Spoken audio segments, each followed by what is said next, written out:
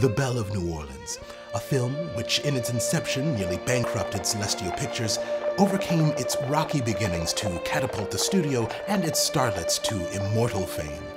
It's essentially a picture about outsiders. But was the film an artful masterpiece or a lucky confluence of lesser talents?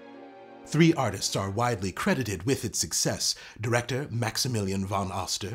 He was sort of almost by desire, not quite in the mainstream. Cinematographer Mo Taubenschlag. Taubenschlag started out as what we would call a second unit director of photography. And actress Vera Stark, a leading lady in a maid's uniform. Stay awake, and together we'll face a new day. In the early days of American cinema, black actors weren't even cast in films. You'd often have white actors in blackface, and so a film like Birth of a Nation comes to mind, or even some of the early versions of Uncle Tom's Cabin. It was no accident that The Belle of New Orleans was produced on the cusp of the implementation of the Hays Production Code, which enforced certain traditional moral standards on the movies, such as banning extramarital sex and miscegenation, the mixing of the races on screen. My blood isn't pure, that it carries a drop of shame and misery. I'm an octoroon, Cecile.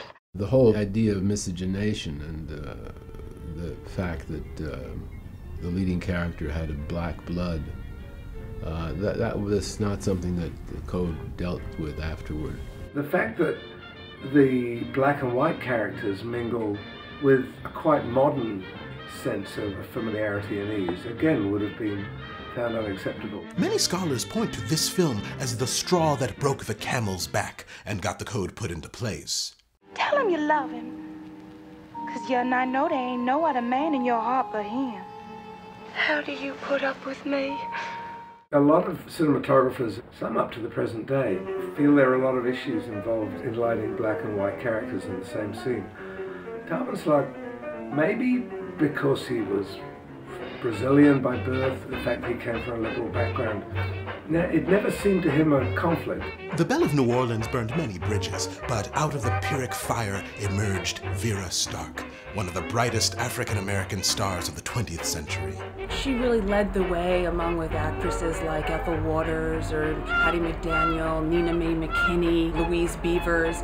So being that kind of trailblazer, it opened the doors for those actresses who came after her. Through the 1950s and 60s, she was an ardent civil rights activist, frequently participating in marches and using her stardom to pressure the zeitgeist towards integration. At one point, she's staying at one of the very fancy hotels in California and tries to use the swimming pool. And unfortunately, it created such a stir among the other white patrons staying at the hotel that the workers had to clean the pool and refill it. As a victim himself of discrimination in pre-war Europe, director von Oster claimed to understand the plight of African Americans in Jim Crow America.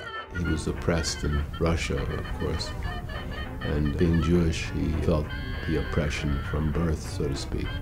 So I think he had a sort of sense of humor about it, a dark sense of humor. But his sense of humor was not nearly as legendary as his dictatorial style. Max was very sort of didactic. Go over there and stand there.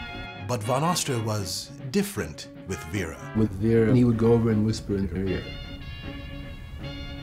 And you didn't hear what he said. There were rumors of an affair which at the time were scandalous. Von Oster never denied it. He was a ladies' man. He once said that having affairs with actresses was an occupational hazard of directing films. It's like direction or erection, he said. The success of The Belle of New Orleans is due, at least in part, to von Oster's unwillingness to compromise with Celestial Pictures' conservative morality. When the studio found out that he planned to set this film in a bordello, they were very upset about it. You know, you can't put this in a goddamn whorehouse. He convinced them it was more like a club, and that it wasn't really a bordello, and it wouldn't come across quite that way. Of course, it does come across exactly that way. Marie, what are you still doing in bed? Von Oster's vision of an antebellum bordello and its virginal prostitute with a heart of gold, as played by Gloria Mitchell, has achieved an unexpected immortality, even if he rankled some producers along the way.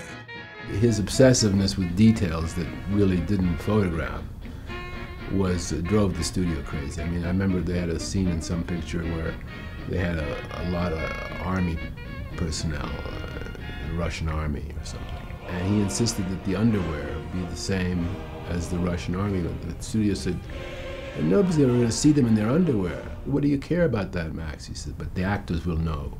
After the Belle of New Orleans, with the implementation of the Hays Production Code, Von Oster had a tough time in Hollywood staying employed. He was blacklisted for his affiliation with the Communist Party.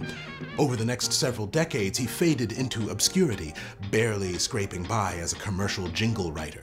Cleaner breath, cleaner taste, cleaner teeth, 3 ways clean is Colgate Clean. I think he was a little bitter. He was living in a very small house in the valley that I thought was his, but it actually was his housekeeper's, because he was broke.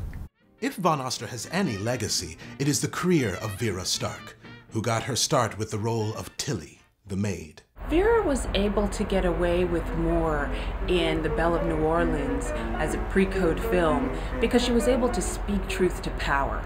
Vera's later career was plagued by alcoholism, the abuse of prescription meds, and a spiral of disengagement from everyone close to her.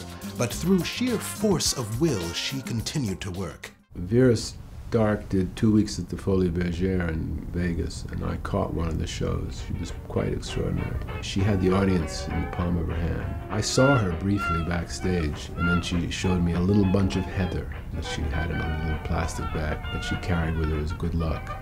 She said, Max gave that to me. I found out later, years later, when I was studying mythology, that heather was the tree of the love goddess. So maybe she knew that. In 1973, after her short-lived run in Vegas, Vera Stark disappeared. There have been many rumors as to what happened to Vera Stark in her later life. I don't know if I can speculate. I can only hope that she found peace and happiness.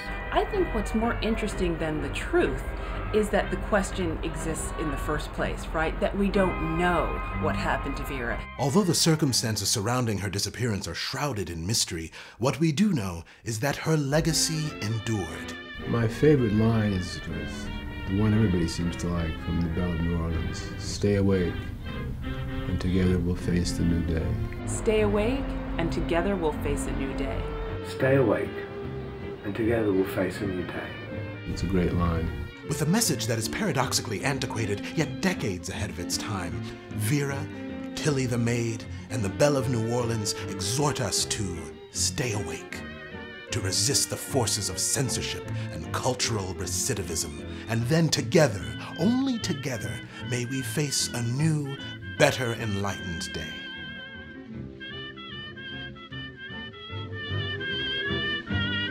For MeetVeraStark.com, this has been Herb Forrester. Remember to stop by the site for new revelations and upcoming events in a city near you.